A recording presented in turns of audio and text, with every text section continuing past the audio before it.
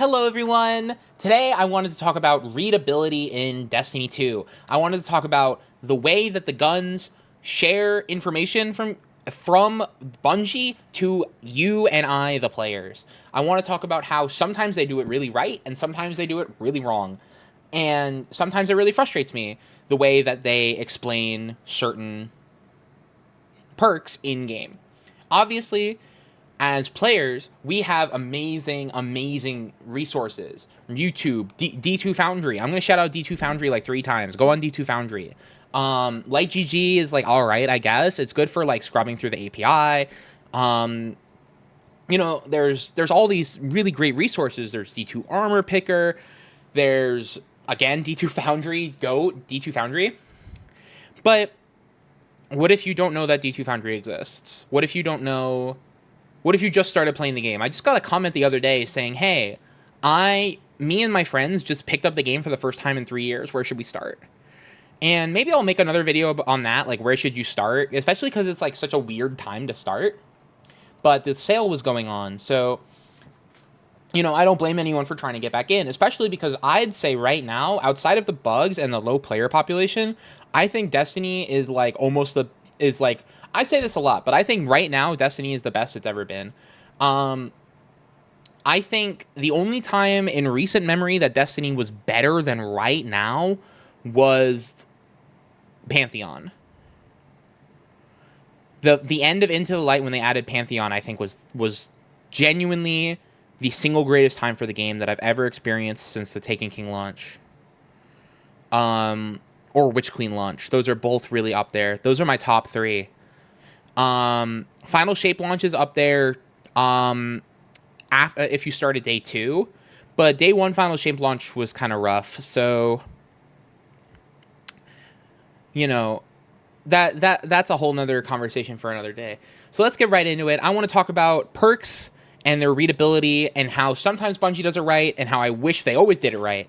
And I get that it's hard for them to go back and retroactively change everything. So I'm making this video as kind of more of a, hey, Bungie, keep doing the good stuff and stop making dog shit perk descriptions. So I want to start off by talking about a funny little guy called Target Lock.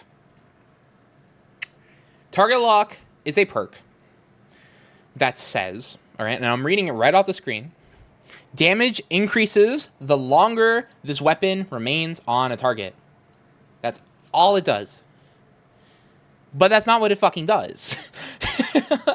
And I'm not trying to say, oh, it should say exactly how much percent. But the fact that it doesn't tell you that you need to shoot a certain percentage of the magazine to get Target Lock to proc, I think is a huge problem with the way the perk is read. Like, how are you supposed to know that Target Lock won't proc until 9 bullets in, 7 bullets in, depending on the gun, 12 bullets in, depending on the gun? Because it's a percentage of the magazine, and it's different all the time, depending on the size of your mag, and if you have a mag extension, or a 4th times, or something like that, right? I think Target Lock fucking sucks balls in PvE. I think this perk is, like, irredeemably bad. PvP, I don't like it very much. I'd rather have a different perk, but I have this Imminence crafted, and I'm very excited to try it. I just shouted it out in another video because they're going to unnerf Target Lock, and I think it's going to help me secure some of those kills at really long ranges with this gun. But I'll make that video on probably Tuesday, Wednesday, Thursday of next week. You know, I got to get some time in with Imminence with the Target Lock changes, and I really got to dig my fingers in to the dirt. But Target Lock sucks. But if you don't know any better, Target Lock looks like a great perk. Oh, I shoot the guy and they take more damage and I do nothing. Another example of a bad perk is Closing Time, ironically enough, right? Taking a look at Closing Time, improves range, accuracy, and handling as the magazine gets lower.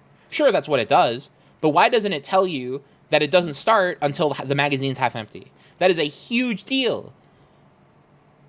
That is a monstrous deal, don't you think? Because I for the first like 3, 4, 5, maybe even a week of finding out about Closing Time, I thought it was active for the whole mag. I was like, wow, this perk is broken on primaries. I was like, why is no one running this on primaries? And everyone was like, it doesn't work until the mag's half empty. It's like, oh, I'm so fucking stupid. I should have read on Foundry. I trusted the game. And that's an example of someone who has thousands of hours in Destiny 2. Like, that's what I'm trying to say. It's like, it could be anybody. It could be you. It could be me. It was me. It was literally me. Threat Detector is written really well. Reload stability and handling when targets are in close proximity. I wish it told you that it's stacked. But, you know, you figure it out, right? That's not a big deal. An example of a good perk with a good with good readability is jolting feedback. And I want to point out jolting feedback and closing time specifically because they are both new. But look at the way this reads. Repeated damage with this weapon inflicts jolt at an increased rate. While amplified, jolt is applied faster. That's beautiful. That's all I wanted to say. Right? Oh, I shoot the guy for a little bit and they get jolt. And if I'm amplified, it's applied faster. That's it. That's all I need to know for the perk to function. And if I want to get into the nitty gritty of it, I can go on Foundry and I can look up Noxious Vetiver, or I could Google, like, or I could go on YouTube, or, you know, and I can say, oh, how does this perk work? But, you know, it doesn't really matter. It doesn't matter if it takes a certain amount of bullets to me. I just need to know that if I'm amplified, it'll happen faster. I want every perk to be like this in the game, where it just tells you how it works. Maybe not exactly one for one, but I don't understand why every perk in the game can't be like this. Some of the older perks, sure, I'll let them slide because they're older perks, right? They're not going to have to go back and redo them. But some of these older perks are really well written, actually, if you take a look. I had this in my inventory, and I just pulled it up by accident. Rampage. Kills with this weapon temporarily grant increased damage. Stacks 3 times. That's beautiful. Every perk in the game should read like Rampage. Every single one. It should tell you if it stacks, how many, and how you get it.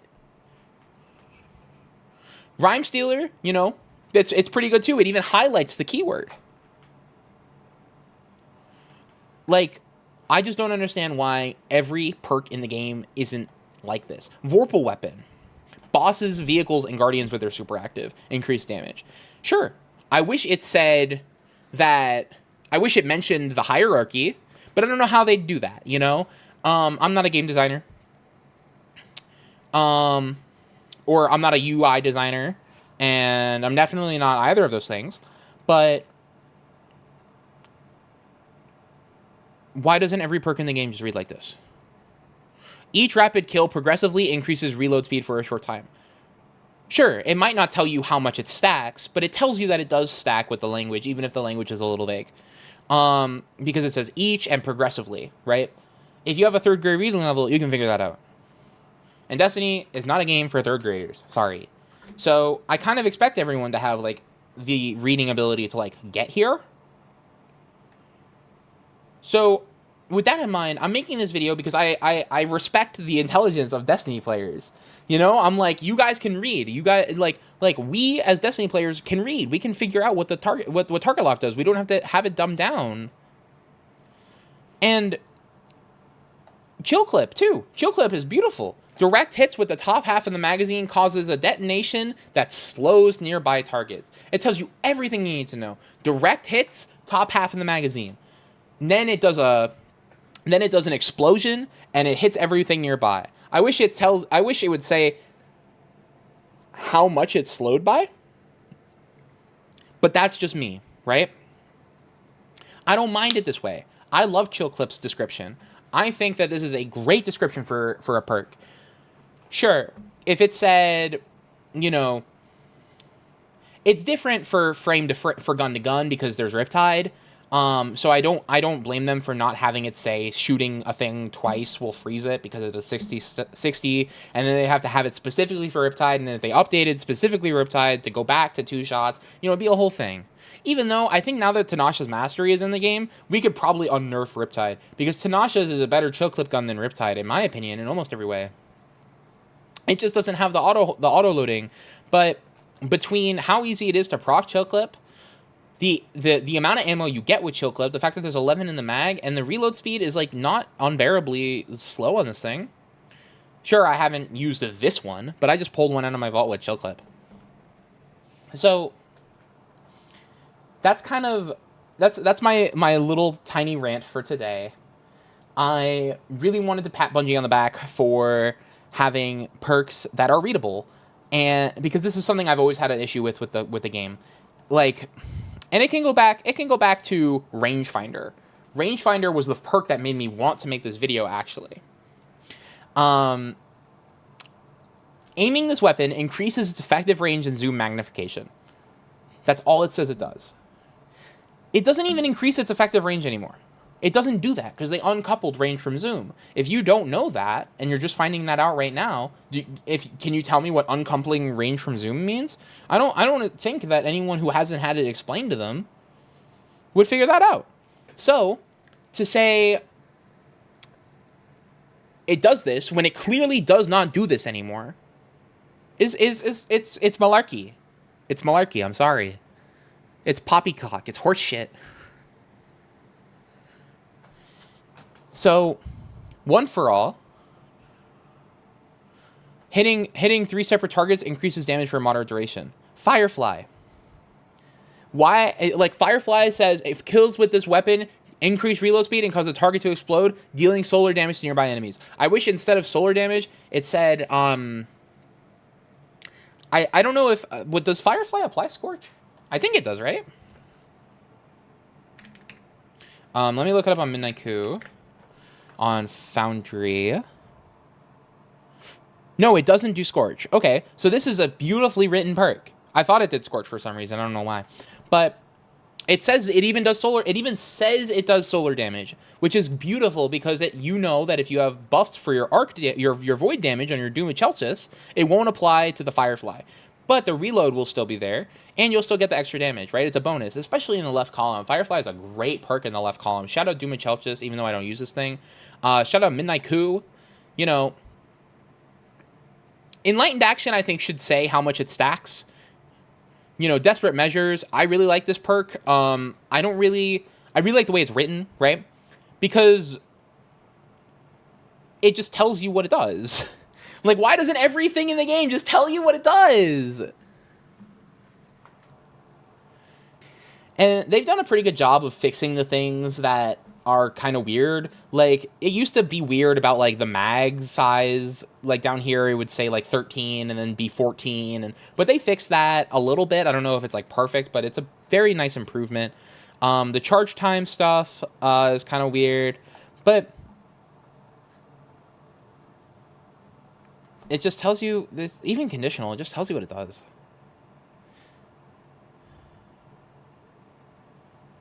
I wish it said somewhere that the first shot is stasis and the second one is solar, but, like, you use the gun for 2 seconds to figure it out. But, like, this is peak. You know? It just says what it does. So, whoever made Jolting Feedback and, you know, Rampage, whoever wrote the little blurb for that, you're awesome. Whoever wrote the little blurb for Closing Time, get back in the lab, bro. You gotta be telling us how the perk works. Opening shot's another one too. Why doesn't it say that opening shot is active after 3 seconds, no matter what? Do I have any guns with opening shot in my inventory? I don't think so. But, like, I don't mind that it says that it doesn't tell you exactly how long for auto-loading holster, but Cascade Point's also written beautifully too. Final blows or sustained precision hits with another weapon increase this weapon's rate of fire for an improved duration. That's all it has to say. It just has to tell me what it does. So I'm talking myself in circles because this is a common thing that I talk about a lot. Man, I wish the game made sense for people who didn't always want to go on D2 Foundry. Because it's easy for me, I play on PC. But if you're not playing on PC, looking something up on D2 Foundry is a fucking nightmare, right? I don't know, you guys tell me, what's your experience with D2 Foundry on mobile? I don't like it. I love D2 Foundry. I think it's a beautiful, sleek, it's honestly inspiring how good it looks and how nice it functions. But it doesn't, you know? It doesn't, it's not a nice experience on mobile, So it kind of locks itself, at least for me, right? It kind of locks itself into PC players. And, you know, a lot of people don't play on PC. As evident by the player population in Crucible. There's like 20 people playing Control right now. And I know that because one of my friends just got out of a Control lobby that didn't update for 7 games in a row, no matter how bad they got stomped. It was the same guy, 7 games. So maybe I'll make another video about player population. And more importantly than player population, I think I want to make a video about how Bungie is kind of shifting the game from... what's it called? From 6-player content to 3-player content. And I don't know how I feel about it. I really like 3-player content. It's a lot more, you know, I love 3-player content, but I also love 6-player content. Having a bunch of people getting together and just really hunkering down and collaborating and working together to play Destiny, it's special.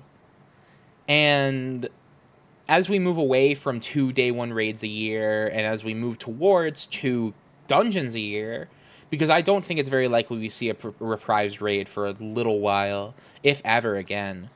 The game's file size is too big, no one plays raids, they're too expensive to develop, you know, and they'd have to port every single old raid to the new engine, so they basically have to build the whole new raid anyway. And update the mechanics, because they can't just bring back the old raid. It's a lot of development resources I don't expect Bungie to have right now. So, you know, I'll be happy if they give us a raid next year at all. I really didn't expect us to get another raid ever. And then they told us we were getting another raid. So, because I thought Salvation's Edge was it. Salvation's Edge is too hard. I'll say it. Maybe I'll make a video about that. Is Salvation's Edge too hard? But it's a beautiful raid. And we just ran one the other day. And it was the first one I ran in a long time. But I'm walking myself in circles here. Thank you guys so much for watching. Thank you guys for supporting me. You guys are absolutely the best.